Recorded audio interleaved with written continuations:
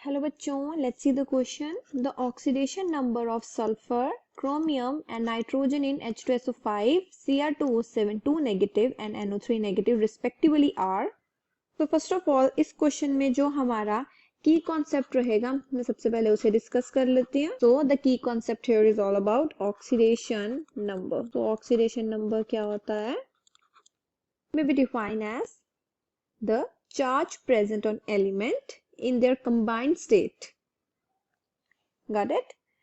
So यहाँ पर सबसे पहले हमसे ऑक्सीडेशन नंबर पूछे गए हैं सल्फर, क्रोमियम एंड नाइट्रोजन के, एंड साथ में हमें उनके कंपाउंड दे दिए गए हैं जहां से हमें कैलकुलेट करना है. तो सबसे पहले हम कैलकुलेट कर लेते हैं जो हमारा फर्स्ट कंपाउंड है, दैट इज H2SO5. तो हम इसका यहाँ पर सल्फर का हम कैलकुलेट करेंगे. तो सबसे पहले इसका जो स्ट्रक्चर रहेगा मैं वो ड्रॉ कर लेती हूँ.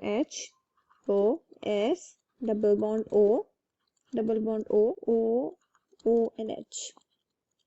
Got it? सबसे पहले जैसे कि हमें पता है कि हाइड्रोजन की ऑक्सीडेशन स्टेट होती है +1 क्योंकि हाइड्रोजन के पास एक ही इलेक्ट्रॉन होता है. सो दैट्स व्हाई उसका जो ऑक्सीडेशन स्टेट रहेगा वो रहेगा +1. सल्फर की हमें कैलकुलेट करनी है, सो दैट्स व्हाई मैं इसकी X ले लूंगी. एंड ऑक्सीजन की होती है हमारे पास -2, राइट?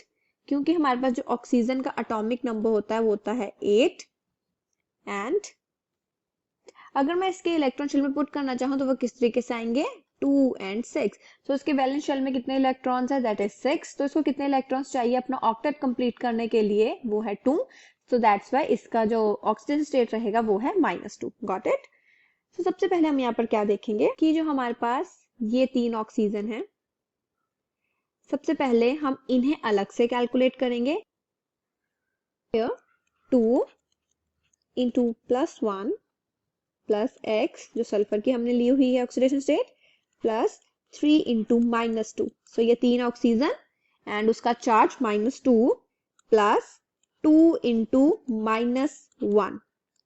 सो ये जो 2 इंटू -1 आया है वो आया है हमारा, वो आया है हमारा यहाँ से. ये जो हमारी यहाँ पर ये एक पर ऑक्साइड लिंक है ये उसका चार्ज है. पर ये है हमारी जो पर ऑक्साइड लिंक, उसका जो हमारा ऑक्सीडेशन स्टेट होता है वो होता है -1 एंड 2 ऑक्सीजन हमारे. तो दैट्स व्हाई मैंने इनको मल्टीप्लाई किया. सो अब यहाँ पर क्या आएगा? 2 plus x -6 -2 is equals to 0. 2 plus x -8 is equals to 0. -6 plus x is equals to 0 and x is equals to +6. So that means यहाँ पर जो हमारी सल्फर की ऑक्सीडेशन स्टेट आई है वो आई है +6. अब चलते हैं हमारे दूसरे कंपाउंड की तरफ जो है Cr2O7 2 नेगेटिव. तो यहाँ पर कैलकुलेट कर लेते हैं. यहाँ पर क्रोमियम की कैलकुलेट करनी है तो दैट्स मैं उसको X लूंगी. एंड ऑक्सीजन की जैसे कि हमें पता है कि जो उसकी ऑक्सीडेशन स्टेट है वो होती है -2, राइट? सो यहाँ पर मैं किस तरीके से लिखूंगी? 2 into x plus 7 into -2 is equals to -2. So यहाँ पर हम क्या चीज देखेंगे? जो ये हमारा -2 है ये हमारा वो चार्ज है जो इस पूरे कंपाउंड के ऊपर है, दैट इज Cr2O7 2 नेगेटिव.